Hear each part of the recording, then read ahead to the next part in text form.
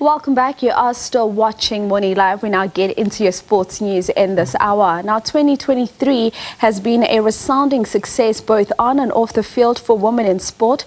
Recently, these achievements were celebrated at a glitzy awards ceremony in the northern suburbs of Johannesburg. And today we speak to the organiser as well as founder of the Gsport Awards Kass Naidoo. Good morning, Kass. Thank you so much for joining us on Sports on Morning Live.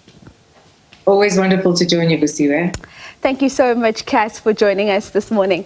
Kass, let's start and talk about how this year has been a rubber stamp one in terms of women's sports. I mean, we've seen people moving from just talking the talk to translating that talk into action. We look at the crowds that turned out at the Women's Cricket World Cup, how well the Proteas did there, to seeing the support of Banyana out at the FIFA Women's World Cup, the Proteas netball team also in the Netball World Cup out in Cape Town. Looking at these victories, do you think that we can translate them into commercial victories for women's sports?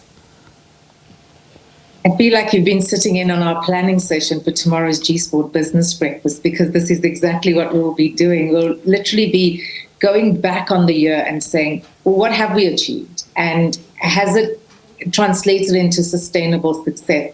When I look at 2023, and if I was someone new to women's sport, I would think, what a lucky packet year for women's sport, and women in sport are so fortunate. And then I speak to the likes of Gsport Hall of Fame inductee Blanche Moyler, who's been doing this for 40 years, and she's like, it's about time. It's about time we do this for the youth. So I think it's been a fantastic year. The challenge now with Siwe is, how do we build momentum on the successes gained and ensure that in the next couple of years, when more World Cups are hosted in this country, that it's fully commercialized and that women's sport does turn fully professional. Indeed, and we talk about turning women's sport fully professional. We've seen Cricket South Africa almost leading that in terms of cricket. They have now professional women's national league. We've seen Netball SA also giving those contracts to some of the players.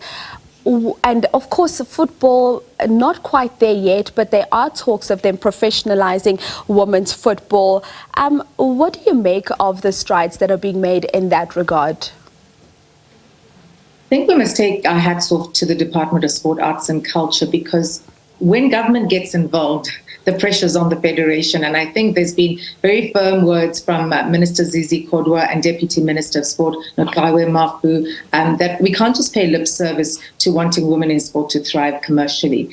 When we had Banyana do so well at the Women's World Cup, you kind of felt like this is the time to professionalize women's sport and professionalize women's football. And I do believe that Lydia Monya-Pau and her team are working towards that, as you say.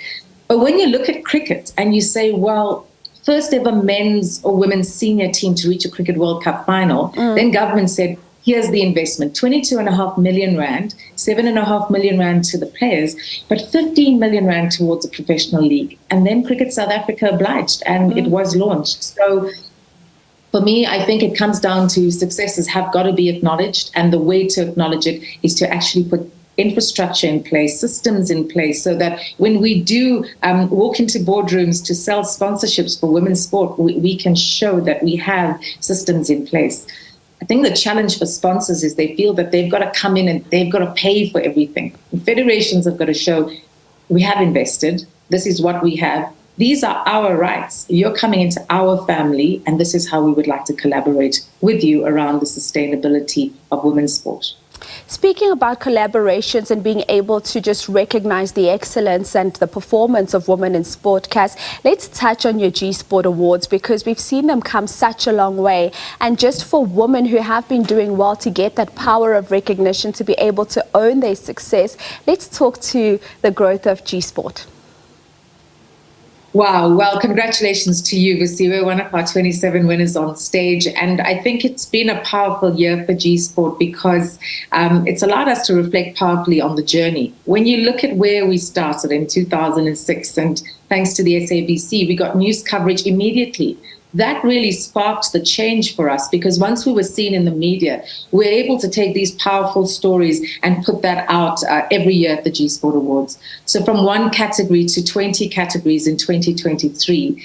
And the fact that we're getting continental stars, global stars to win on an African stage is so powerful. Everyone's asking, what does 2024 hold? Who knows? I mean, Andile Dlamini surprised us as opening act at the Gsport Awards. So I'm not quite sure, but what I do know is that the more we recognize women champions around the country, the more those in the communities that haven't been acknowledged and recognized start holding us accountable. This is my favorite part of the year. We get called out and people are like, you haven't come here, you haven't done this. And I often say to the team, take out your pen and paper, make notes, and let's go and make change in the country. Oh, I love that, Kass. And just speaking about making change in the country, as I wrap up with you, let's talk about the business breakfast that Gsport is having tomorrow. What is the purpose of that breakfast and what do you look to achieve with it? During COVID, we partnered with Henley Africa, and the aim was really to consolidate our learnings over the last 15 years. And during the consolidation, we spoke to 15 stakeholders in women's sport. And around those deliberations, we came up with the first ever commercial stairway for women's sport in South Africa, the Gsport Henley Commercial Stairway. Tomorrow, we will chart 10 advancements of women's sport in 2023. We will celebrate Kgotatso Montshane, the two-time Grand Slam winner, and her incredible award-winning PR and sponsorship manager, Emmy Kasaleti-Bwalia, will tell us how positivity has won 2 Grand Slams. I think we did a lot of lecturing at the business breakfast last year, and tomorrow we're celebrating commercial success within women's sport. We've chosen the JSE because we want to be close to the heart of financial success in South Africa. And maybe that will rub off on women's sport tomorrow, and we'll have even more beautiful stories to tell in 24. Oh, Kass, thank you. It's always such a pleasure speaking to you, and congratulations on all the work that you've done to support women in sport. And we look forward to what you'll be doing next year. Thank you so much. And a big thank you to the SABC for helping us close the visibility gap. We really appreciate it. All right, so there we go. That is Kass Naidoo, Gsport founder, speaking all things women's sports and just looking to commercialize women's sports here in South Africa.